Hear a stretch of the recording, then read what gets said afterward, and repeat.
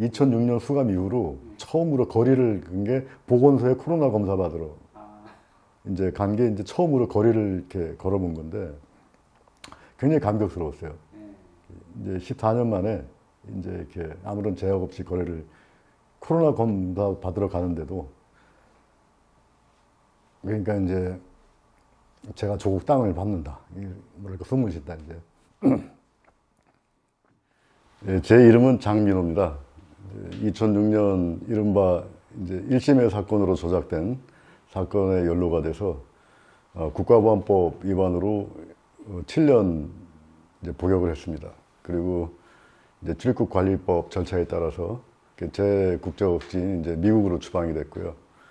국가보안법 3년 이상 그 복역을 한 그 외국인은 이제 5년 동안 그 추방되어서 이제 재입국을 못하게 되어 있는데 이제 현재 그 한국 정부가 이제 그 자의적으로 계속 연장을 해가지고 현재 7년째 추방지 미국에서 이제 그동안 체류를 해왔고 이제 최근에 이제 저희 그 어머님 병환이 생겨서 이제 입국 금지 일시 해제라는 그런 또 법적 조치를 받고 이번에 제 그리운 조국 제 고향에 와서 제 가족과 제 그리운 친구 동지들을 뵙게 됐습니다.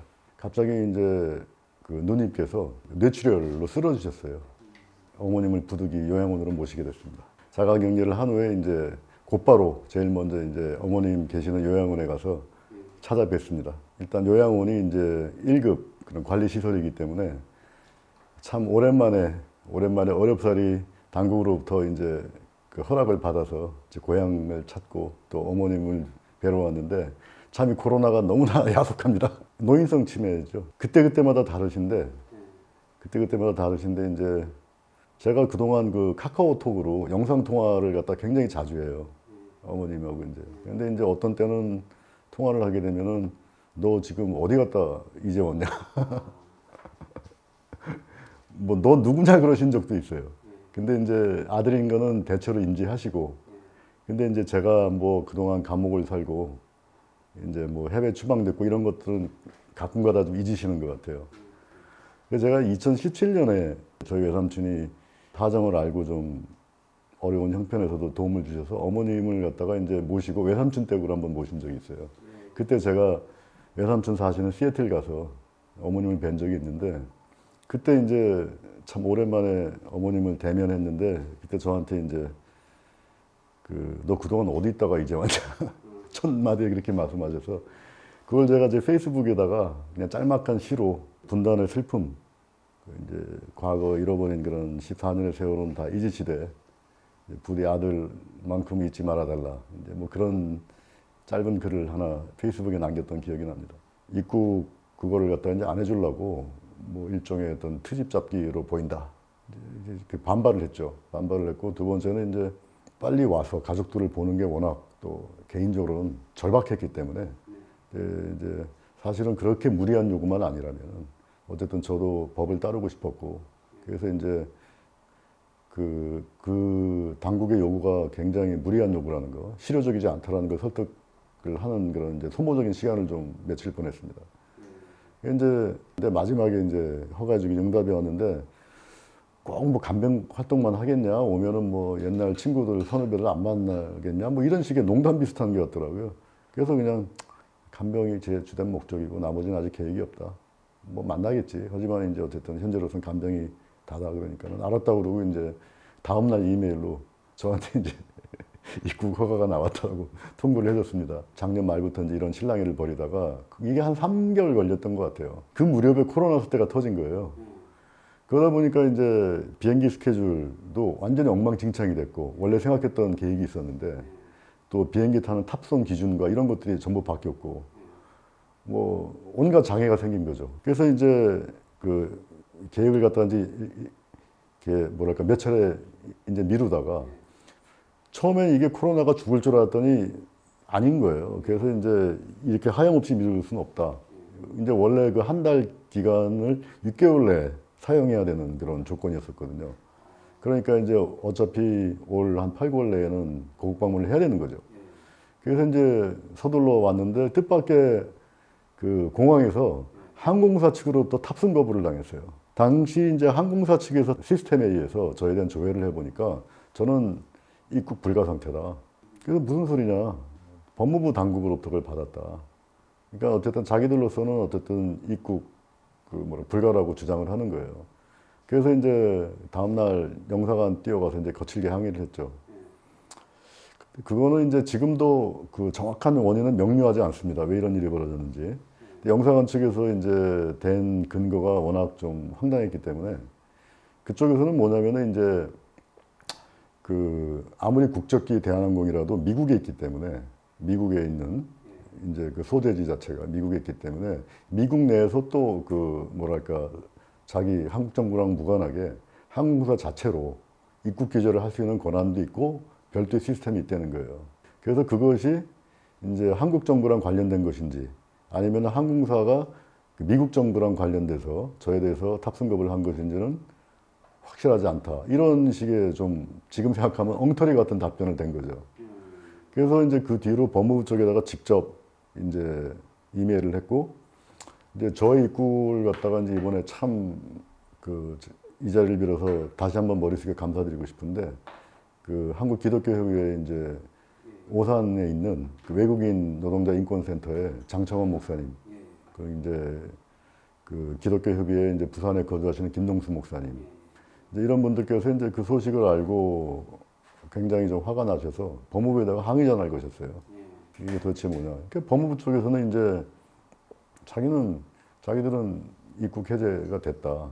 근데 그게 나중에 알고 보니까 코로나 사태 이후로 5월 4월 달에 한국 정부에서 이제 기존에 발급했던 비자의 효력을 전부 무효화시킨 거예요. 그러니까 그 와중에 제 비자도 이제 뭐랄까 같이 무효화가 됐는데 아무도 저한테 그런 후속 조치를 안 해줬던 거예요. 명확하게 답변을 갖다가 이제 해줬으면 좋겠는데 거기에서 이제 혼선을 줬던 거는 그 항공사의 어떤 자율성, 이제 국적기라도 이제 그 비행기가 운항하는 국가에 별도 기준이 있을 수가 있다. 그렇다면 뭐 미국 같으면은 뭐 예를 들어서 뭐 제가 테러리스트 명단에 올라가 있는 것도 아니고 이제 그렇게 오해될 수도 있는 그런 발언을 영사관 직원이 했는데 그거는 지금도 굉장히 좀 유감스럽고 그래서 이제 제 비자 발급을 갖다가 처음부터 다시 신청하래요. 그래가지고서 어머님 병원 진단서 또 신원보증서 활동계획서 이런 것들을 갖다가 이제 처음부터 다 다시 작성을 했어요. 거기다가 또 코로나 관련된 규정이 또 이제 첨부 서류들이 많아서 시간이 또 이제 많이 연기가 되고 그것 때문에 좀 애를 먹었는데 뭐 그건 모든 국민들이 다 겪는 이제 불편이니까 이제 당연히 감수하고 이제 했는데 두 번째 할 때도 처음에는 항공사 측에서 탑승은 안 된다 그래서 제 동지자 제 아내인 이제 김은경 동지가 이제 격하게 항의를 했죠. 그 카운터에 있던 그 항공사 체크인 카운터에 있는 그 시스템에 조회된 데서는 여전히 입국 불허 상태로 나왔던 것 같아요. 그래서 이제 체크인을 하려 그러는 그 당시에 그 발권을 못 해주겠다 이렇게 나왔거든요. 한 10분 정도 있다 오더니 입국해도 이제 탑승해도 좋다. 왜 이런 일이 벌어졌는지 명료하지가 않습니다. 어쨌든 이런 것들은 이제 저는 있는 그대로 얘기를 하는데 제가 한편으로는 어쨌든 어렵사리 이번에 당국이 허가를 내줘서 이제 저희 어머님과 누님을 뵙게 준 거에 대해서는 참 명구한 얘기지만 마음 한구석에는 참 감사한 마음도 있고요. 하지만 이런 그 말도 안 되는 이건 국가보안법과는 무관한 이제 이런 건데 저는 그래서 국가보안법이 하나의 법이 아니라 하나의 체제라고 생각을 합니다. 마치 그 중력처럼 스스로 법으로 존재하면서도 그 주변에 있는 것들을 전부 다 왜곡시키는 이제 그래서 이런 단순한 어떤 그 행정 이런 탑승 같은 이런 조차도 이렇게 터무니없이 왜곡시키고 사람에게 고통을 줄 수가 있는 하나의 그런 그 뭐랄까 중력과 같은 그래서 저는 이건 국가보안법은 이제 법이 아니라 하나의 체제다 이제 뭐 하나의 아주 작은 예가 아닐까 이제 그렇게 생각을 합니다. 1심 사건 같은 경우는 제가 흔히 그런 얘기를 많이 들어요. 제 주변 사람들한테 노무현 정권 때 이제 이것이 시작이 됐는데 노무현 정부 때 이제 사건이 터졌고 그 다음에 이제 이명박 시대 때 그 형을 살았고 그리고 그 다음에 이제 박근혜 시대 때 제가 추방이 돼가지고 문재인 시대 때 이제 못 들어오고 계속 추방 상태 연장된다. 이거는 이제 국가보안법이 갖고 있는 어떤 끈질긴 생명력에 대한 문제죠. 이게 기본적으로. 1심의 사건은 어쨌든 그것이 노무현 정부 시절에 이것이 터졌기 때문에 더욱더 이제 뭐랄까 많은 논란이 됐었고.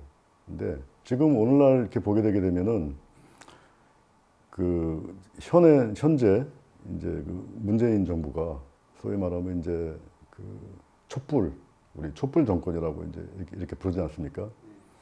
근데 그럼에도 불구하고 이제 양친수 석방이 없었고, 그리고 이제 뭐랄까 그 대미 굴종적인 자세가 변치 않고 있고, 이런 상황이 이제 계속 유지가 된다면은 저는 노무현 사건 때 이제 소위 그 터져서 많은 충격을 줬는데, 이런 그 자주화 그리고 이제 분단의 벽을 갖다 우리가 한 걸음 넘어서지 못한다게 되게 되면은 언제든지 1심에 같은 사건이 터질 수가 있다는 걸 저는 100% 확신합니다.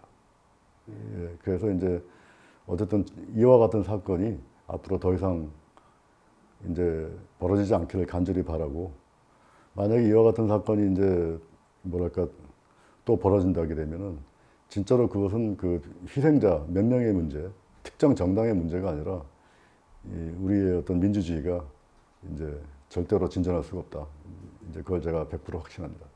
제가 2006년 10월 24일 날 구속이 됐고, 7년 형기 만료가 이제 2013년 이제 10월에 이제 형기 만료가 됐는데, 그 석방일 6개월 전 정도에 이제 공안 담당 그 교도관으로부터 이제 제가 추방될 것이다라는 그런 일종의 통지를 받았습니다.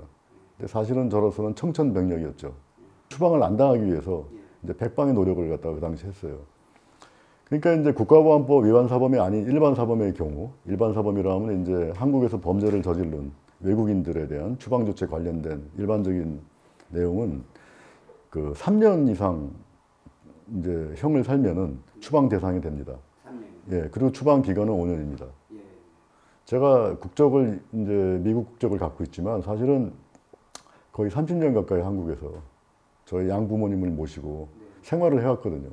그 대가족을 이루고 살아왔고, 또 경제적으로 이제 제가 어떤 책임을 지고 있었고, 이제 복역을 하면서부터 이제 많이 집안이 어려워졌는데, 어쨌든 빨리 가서 저희 당시로서는 이제 어머님이 갖다가 이제 경제적으로 모시는 문제가 굉장히 생활적으로 절박한 그런 과제였는데, 그러니까 뭐 그분들과 그 절박성에 있어서는 저도 하나도 이렇게 다를 게 없는 거죠.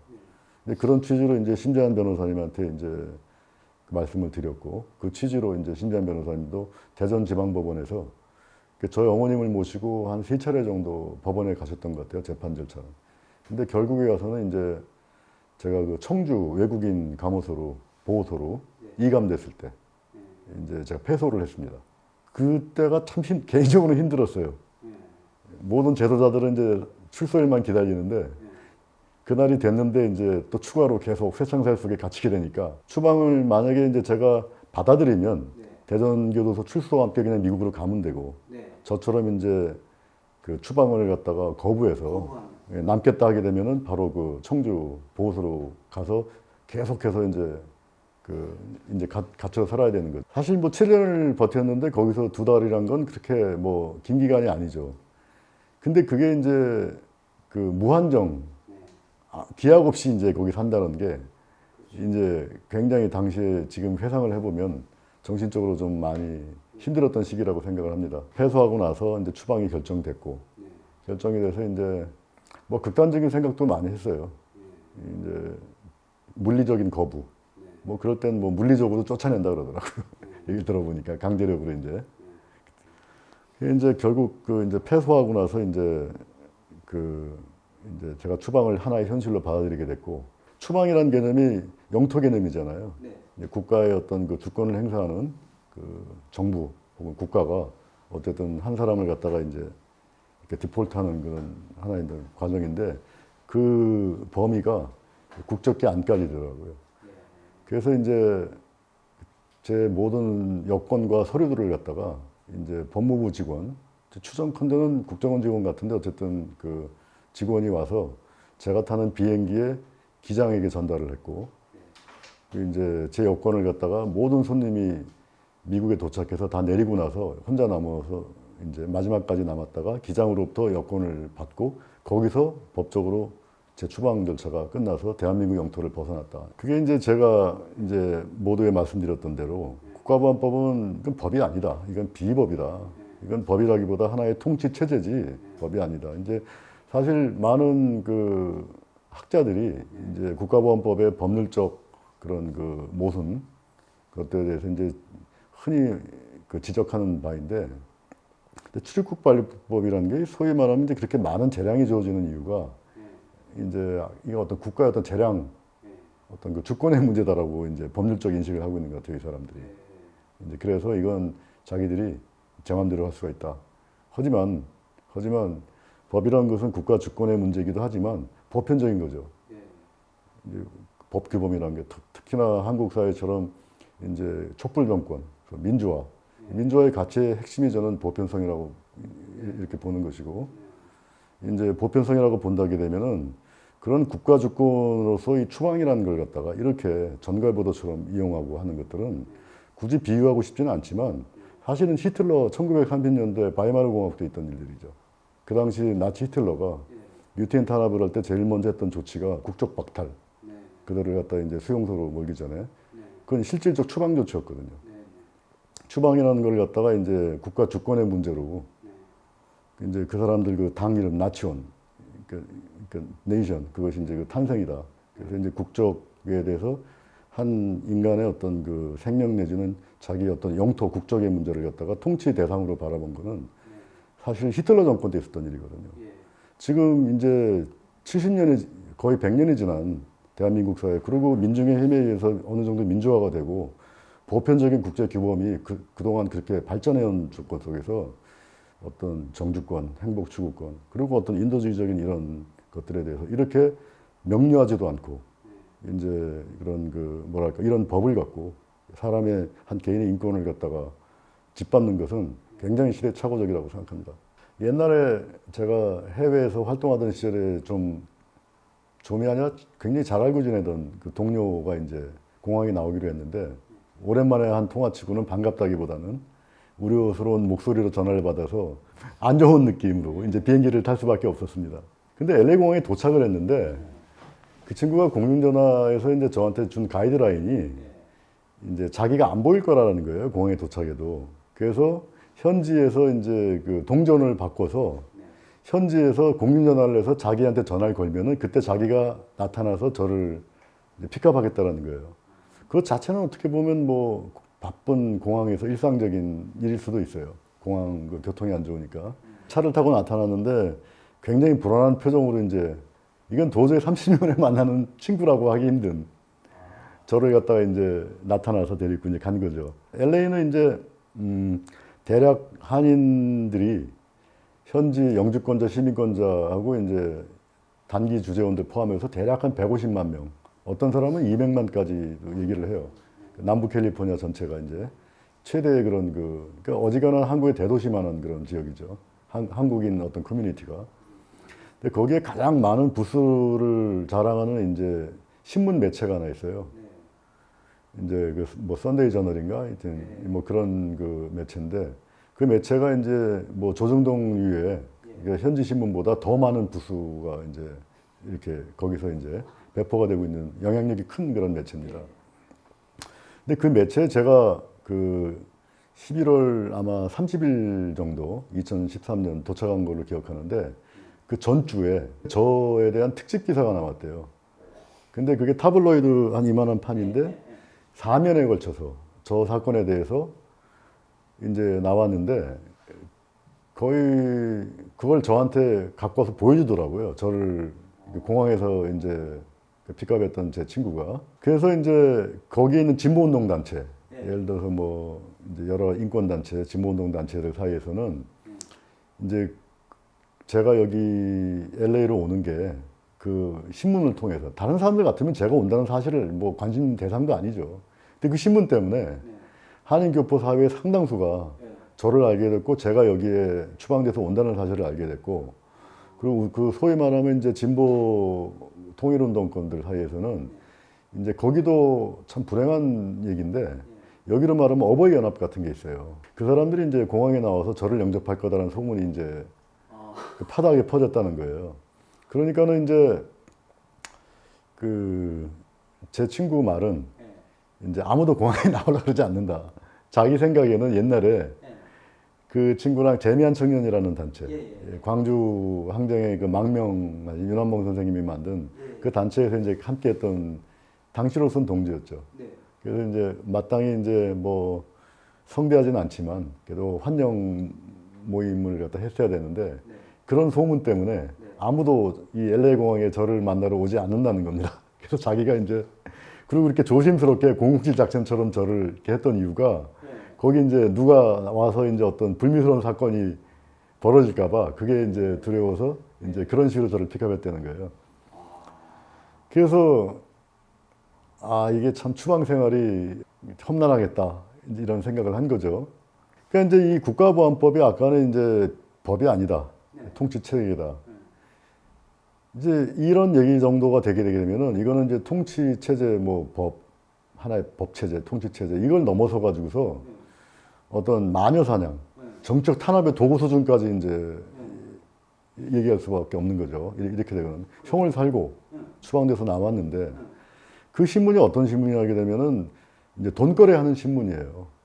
그러니까 이제 주로 영사관 같은데 이제 정보 영사 혹은 교육 영사 타이틀로 이제 공안기관 사람들이 나와 있으면 그 사람들이 이제 그런 그 돈을 주고 기사를 짓고 그래서 뭐 보면은 맨날 그냥 그 추잡스러운 그런 그 1970, 80년대 한국에서 그 방공 교과서나 나올 만한 그런 얘기들로 이제 도배제를 하는 참 천박한 신문인데 그런 신문이 그런 많은 부수를 갖고 있다는 것도 놀랍지만은 어쨌든 그건 뭐 저는 명백히 저를 알지도 못하는 이제 그 지역 동포신문이 저를 특집으로 다룬다는 거 그리고 제가 그날 거기에 간다는 그런 그 도착하는 구체적인 날짜 그런 것들은 국내 어떤 언론도 알지 못하는 정보였어요. 그 당시에 예를 들어서 구속노동자 후원회 이광열 동지라고 계시는데 저 이제 마지막 그 추방 때까지 그 동지가 이제 그 당시 경향신문하고 추방 전날 이제 인터뷰를 갖다가 이렇게 만들어 주려고 애를 쓰셨는데 그 추방 정확한 날짜를 갖다가 그 알지를 못해 가지고서 이제 시간을 엇갈려 가지고서 못하고 이제 미국으로 제가 갔거든요. 그러니까 제가 추방일이라는 것은 사실 저랑 면회를 놓은 접견온 분들만 아는 일반인은 절대로 알 수가 없고 공안기관만이 알 수 있는 그런 정보인데 일개 지역신문이 어떻게 저의 정확한 추방일을 알고 그 전주에 정확하게 그 특집 그 기사를 갖다가 이제 냈는가. 그건 뭐 제가 증거는 없지만 이제 이건 당연히 어떤 공안기관의 정치 탄압의 연장이다라고 저는 이제 추정을 하고 있습니다. 이렇게 본다면 국가보안법은 이제 탄압 도구다. 이제 이렇게 볼 수가 있겠습니다. 정치 탄압 도구다. 굉장히 고마운 분들이 많이 있었죠. 고마운 분들이 많이 있어서 이제 지금 현재 미주 양심소원의 그 지회가 있는데 그것을 맡아주신 이제 초창기 멤버들이 이제 당시에 지금은 이제 안타깝게도 서거하셨는데 올 초에 왕용원 선생님이라고 한평생 조국통일운동에 헌신해온 이제 선생님께서 이제 저희 그 초기 정착에 많은 도움을 주셨고 현재 그 미주 그 양심도 후원회 김시현 회장님 이제 비롯해서 이제 많은 회원들이 초기에 정말 하숙집 문제, 의식주 문제부터 이제 그분들 아니었으면은 진짜 제가 그 어떻게 됐을까 이제 지금 이 자리를 빌어서 다시 한번 참 감사드리는 바입니다. 근데 뭐 얘기가 나왔으니까 이제 양심소원의 얘기가 이제 자연스럽게 되는데 그게 굉장히 간단한 그런 모금단체 어떻게 보면은 인권단체죠. 근데 굉장히 초기에 조직하기가 어려웠어요. 굉장히 어려웠어요. 제가 지금 말씀드렸듯이 이제 그런 그 현지 동포들의 그런 황당무계한 그 어떤 반공 여론 그리고 이제 참 시대착오적인 그런 영사관 같은 그 이제 그 현지 동포 사회에 대한 어떤 그 정치적 개입들, 어부의 연합 뭐 이런 키워드들이죠. 이런 속에서 이제 저도 놀랄 정도로 국가보안법도 없는 해외 동포 사회에서 동포 사회 여론은 굉장히 제가 상상하던 것 이상으로 보수화돼 있었고 그래서 그런 보수화된 여론의 영향을 받아서 이제 진보운동 단체들도 국가보안법이 없다면은 당당하게 이제 통일운동 같은 데서 자기 역할을 할 수 있는 영역이 참 많을 텐데 그런 보수적인 여론에 이제 뭐랄까 억압당한 거죠. 자기 검열도 하고 그런 풍토 속에서 양심손해를 처음 하면 이게 양심수란 말이 보편적 인권 문제니까 얘기를 하는데 그 지원을 받는 대상이 소위 말하는 비정학 장기수다. 그 비정학 장기수가 누구냐? 그러면 예를 들어서 이제 제네바 협정도 어기고 전쟁 이후에 돌아가지 못한 이제 그런 분들, 그 다음에 이제 여기 그 좌익 그 이제 활동을 하셨던 그런 분들 이렇게 얘기를 하잖아요. 그러면 후원을 안 해주세요.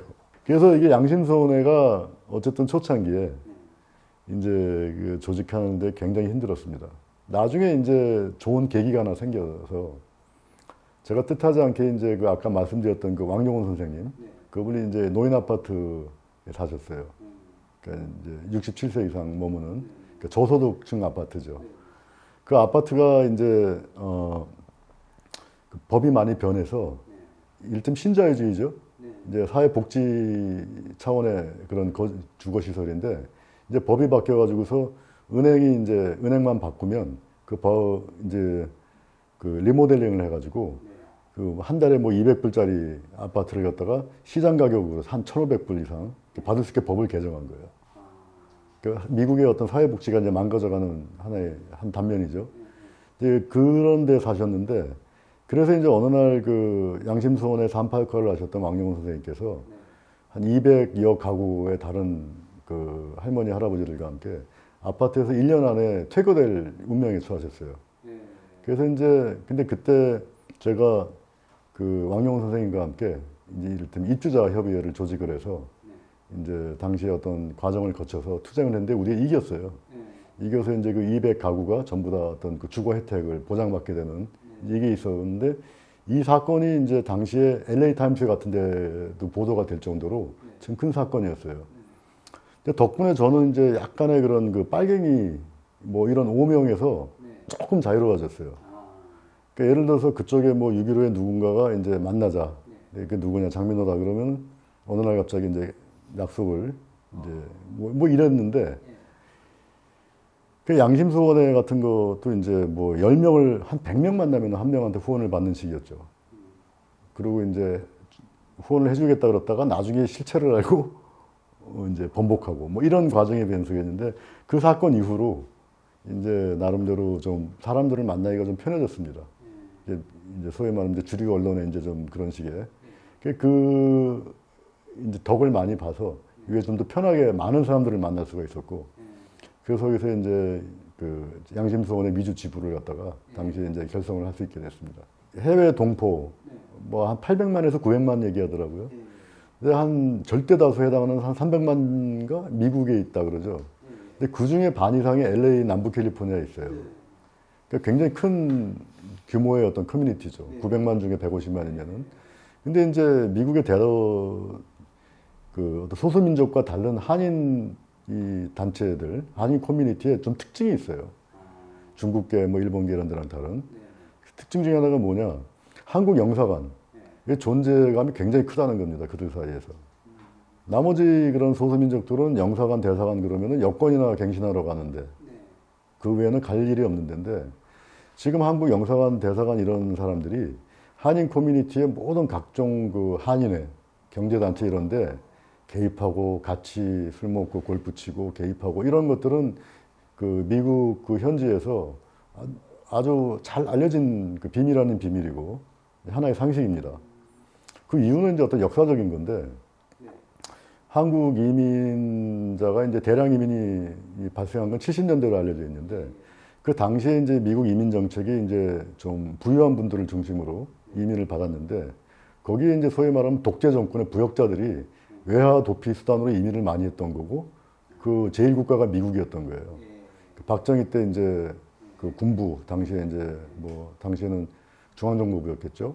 아마 그런 기관들 그런 그 부패한 관료들 독재에 부역한 관료들이 당시에 그 대량 이민 때 그 사람들이 이제 그 미국에 존재하는 많은 커뮤니티들이 이를테면은 뭐 어떤 그 경제적인 어떤 원시적 축적 과정 같은 게 있어요.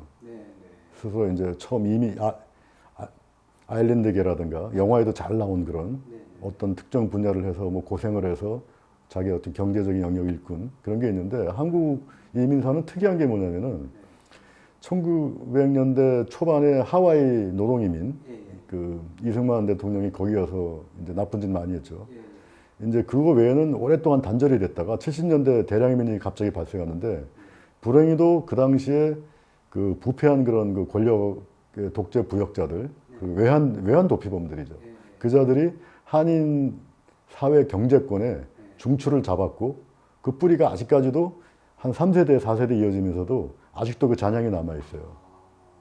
그 잔향이 남아있어요. 그래서 이제 아직도 마치 그 LA 같은데 이렇게 살게 되게 되면은 마치 독재 정권 시절에 한국에 살 때 소위 그 관공서, 관에 대해서 이렇게 의식을 하듯이 영사관을 바라보는 그런 참 이상한 그런 그 분위기가 좀 있습니다. 그게 제가 80년대 유학생 시절에는 굉장히 심했어요.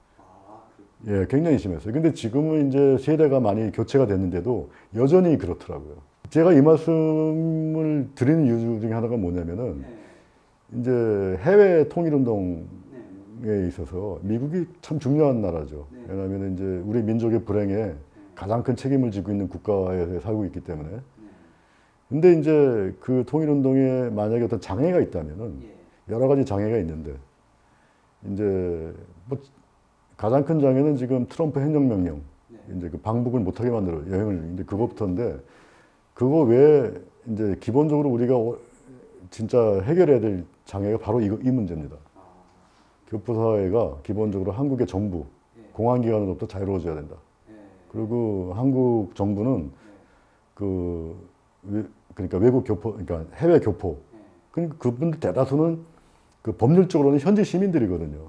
그들을 상대로 정치 공작을 하는 짓거리를 하지 말아야 된다.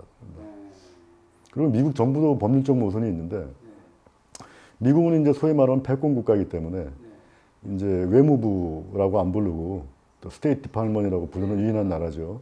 이제 국가 일이 마치 이제 세계를 다룬 국가 일 이제 그런 나라이기 때문에 그 독특한 법이 있는데 로비스트법이라는 게 있습니다. 그러니까 이제 다른 나라가 미국에 와가지고서 어떤 미국의 대외 정책에 영향을 미치는 그런 로비를 하려게 되면은 알려야 되는 거죠. 신고를 하게. 이제 그 로비스트법이라는 게 있거든요. 그런 법이 있기 때문에 이제 미국에서는 원래 어떤 국가 차원에서 어떤 현지 자기 동포들을 이용을 해가지고 어떤 미국의 예를 들어 국가보안법도 없는데 거기 있는 그 예를 들어 통일운동 하는 사람들 탄압 이런 것들은 용납하면 안 되는 거죠. 굉장히 큰일 나는 거죠. 예.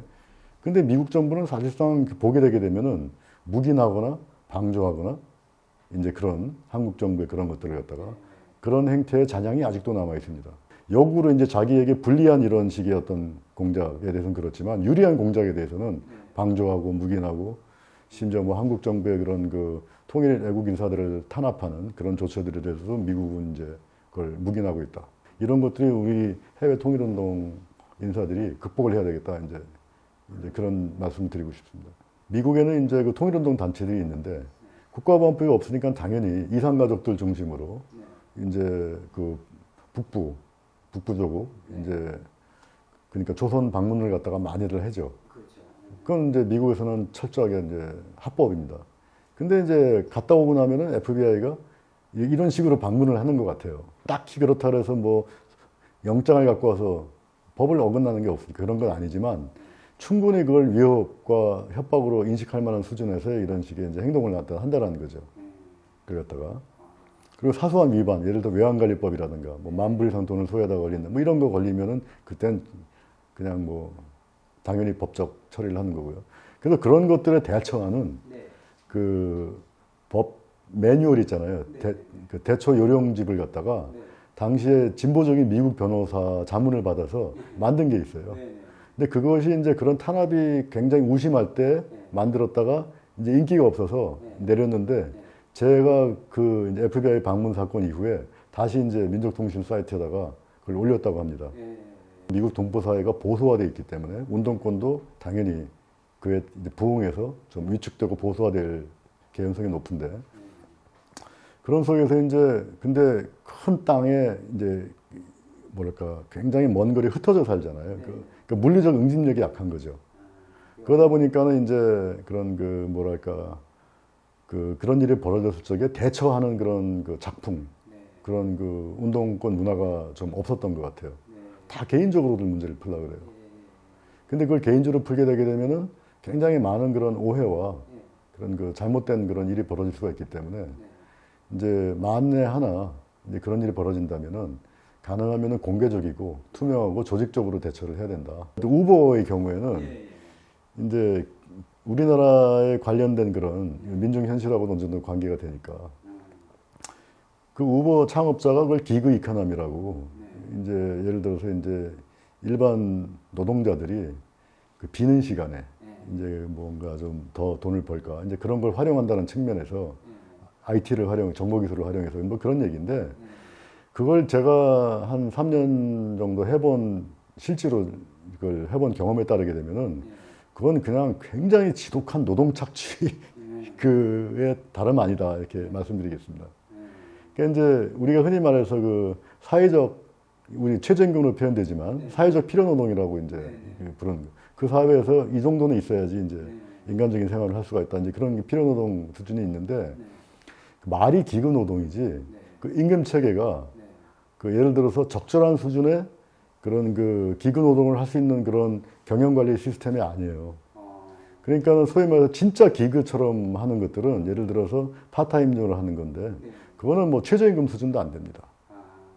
차라리 그런 걸 하기 위해서 우버를 하려면은 이제 차라리 딴 일을 하는 게 훨씬 편의점 일을 하는 게 나을 수준이고 근데 우버를 그렇게 하는 이유가 뭐냐면은 그 일을 하는 그 숫자 걔들이 요구하는 경영 목표 지표들이 있어요. 그러니까 여행 숫자, 그러니까 손님 숫자, 그 다음에 또 지역, 그 다음에 뭐 어떤 형태 이런 식의 이제 경영 지표가 있는데 그 경영 지표를 충족시켜서 걔들이 그 우버가 원하는 어떤 그 성과를 하게 되면은 이제 그 많은 그 상여 같은 것이 나와요. 근데 그것이 이제 사회적 필요 노동에 포함되었어야 될 부분을 그런 식으로 이제 차등해서 주는 거죠. 얘들이. 한국에서 건설할 때. 근데 그것보다도 못해요. 왜 그러냐? 우리는 그러니까 자영업으로 분류가 되기 때문에 일단 고용보험이라든가 이런 전혀 그 보호를 못 받고 있고요. 두 번째는 이제 그 자기 차를 쓰잖아요. 예를 들어 화물연대 생각하시면 돼요. 이제 굉장히 어떤 뭐랄까 자영업자들 사이에서 독립계약자로 이것이 되기 때문에 우버할 적에 이제 1차적으로 가장 중요한 문제는 자동차 이제 그 관리 비용이에요. 택시를 하다 보면은 이제 오일 체인지 뭐 밤에 많이 하면은 심지어 헤드라이트도 몇 달 만에 나가요. 이제 뭐 그런 식으로 이제 차가 이제 마모가 되는데 이제 그런 것들은 이제 자영업자로서 자기 비용인데 재밌는 게 걔들이 제시한 특정한 목표를 갖다가 달성하지 않는 이상에 있어서는 그 비용을 절대로 보존할 수가 없어요. 그러니까 이제 우리 용어로 말하면은 노동의 재생산 비용하고 이제 이를테면 그런 것들을 갖다가 절대로 보존할 수가 없게 돼 있어요. 그래서 이거는 파타임으로 하게 되면은 이제 뭐 이게 경제지 같은 데 보면 기그 경제다. 이것이 뭐 4차 그 어떤 그 뭐 산업혁명의 뭐 핵심이다 얘기를 하는데 그건 새빨간 거짓말이고요. 이거는 진짜로 정보기술을 통해서 훨씬 더 정교하게 사람의 고뇌를 쥐어짜는 이제 이를테면 그런 거라고 보세요. 이제 저 같은 경우는 추방자로서 한국에서는 이제 관리직, 경영직을 했는데 저 같은 경우에 이렇게 30년 만에 미국에 뚝 떨어지게 되면은 다른 일을 할 수가 없어요. 이제 우버 그 노동자들이 이제 미국에서는 캘리포니아 노동자들이 가장 그 진보적입니다. 우버 중에서. 저는 부끄럽게도 파업에 한 번도 참여를 못했어요. 제가 저 의무부양 해야 돼. 어머님한테 송금을 해야 되기 때문에 그건 제가 제 동료 우버 운전사들한테 이 자리를 빌어서 사과하고 싶은데요. 근데 어쨌든 캘리포니아 우버 노동자들이 스트라이크를 많이 했는데 그들의 주장 내용을 우리 네트워크를 통해서 보게 되면은 정확하게 우리 조국의 화물연대 동지들의 요구랑 같아요. 노동자라서 지위를 달라라는 거예요. 왜 노동자고 더 고효를 짜내는데 우리가 그 개인 독립자라는 거예요. 그러니까 이제 이 화물연대에 해당하는 게 미국은 팀스터거든요. 그러니까 트럭. 근데 그 미국의 팀스터도 여기 화물 노동자들하고 제가 알기로 90년대부터 그 법적 지위가 거의 비슷해졌어요. 그 대량 물류회사들이 이제 고용계약을 해지하고, 그래서 이제 그들도 이 똑같은 걸 했고, 예. 그래서 이건 법률적 그리고 이제 노동운동의 본질상 이 기후경제라는 것은 이 화물연대 투쟁하는 동지들의 투쟁 이슈하고 똑같다. 지금 현재는 이제 택배 기사 코로나 때문에 그분들 이제 굉장히 많이 고생하는 걸로 알고 있었는데 이제 그거는 진짜 그 이윤 추구의 눈이 먼 이제 이윤 추구 이 코로나 택배 기사들은 정말로 이건 투쟁을 해야 된다고 보는데 어떻게 보면 죽음을 불사하고 이제 해야 되는 그런 상황이 됐습니다. 어쨌든 그런 가장 중요한 거는 노동자로서의 정확한 자기 정체성. 참 그 비참한 얘기입니다. 노동자 자체도 사실은 체제 자체로서 착취당하는 건데 착취를 구걸하게 되는 이제 그렇게 표현할 수밖에 없는 것이 바로 착취를 구걸한다. 이제 저는 그렇게 표현하고 싶습니다. 그래서 파업에도 동참 안 하시고. 아, 그건 제가 죄송합니다. 고생하십니다. 예. 제가 처음에 이제 인천공항 도착해서 제 아내 김경 동지와 함께 이제 처갓집 춘천으로 갔습니다. 거기가 이제 자가격리지로 결정이 돼서요. 거기서 이제 처음 외출을 해본 거죠. 2006년 수감 이후로 처음으로 거리를 간 게 보건소에 코로나 검사 받으러 이제 간 게 이제 처음으로 거리를 이렇게 걸어본 건데 굉장히 감격스러웠어요. 이제 14년 만에 이제 이렇게 아무런 제약 없이 거리를 코로나 검사 받으러 가는데도 그러니까 이제 제가 조국 땅을 받는다. 뭐랄까 소문이 있다 이제. 이제 그러고 나서 이제 장현 장모님께서 해주시는 극진한 이제 삼시세끼를 규정상 이렇게 넣어줘야 되니까 이제 그 이제 그런 호강을 시사를 하고 이제 격리제에 대해서 이제 비로소 제가 응당 찾아뵙고 이제 인사드려야 될 이제 그 낙성대에 있는 그 민가협 양심수원에 거기에 이제 7년 동안 그 먼 길을 노구를 이끌고 오셔서 격려를 해주셨던 우리 양원진 선생님, 박희선 선생님, 권원명 회장님, 그리고 이제 김영식 선생님, 그리고 진짜 안타깝게도 제가 여기 오기 전에 작고하신 강남 선생님, 그리고 이제 이런 분들, 이렇게 어르신들을 뵙고 큰 절을 올릴 수가 있었습니다. 참 너무나 감격스러웠고 너무나 기뻤습니다. 그러고 나서 이제 제 뭐랄까 참 보고 싶었던 동지들 함께 오랜만에 옆에 이제 그 한 동지가 와 계신데 같이 진짜로 14년 만에 처음으로 이렇게 코로나에도 불구하고 이렇게 만져보기도 하고 안아보기도 하면서 이제 같이 식사를 했습니다. 뭐 그냥 너무 기쁘고 감격스럽단 말 외에 달리 표현할 길이 없습니다. 이건 법정 죄용지에 어긋나는 것이다. 5년이라는 기간에 저는 어쨌든 악법인 국가보안법마저 이제 악법일전정 어쨌든 저는 형을 살았고 이제 법적 제 의무를 마쳤으면은 이제 그만 저에 대한 이제 그런 불이익은 없어야 된다. 그것이 그런 아무런 이유도 없이 근거도 저에게 밝혀지지 않는 명징성도 없고 근거도 없이 계속 저를 갖다가 이제 입국 금지 시키면서 저로서는 너무나 제 인생에서 중요한 제 어머님, 제 남은 마지막 혈육입니다.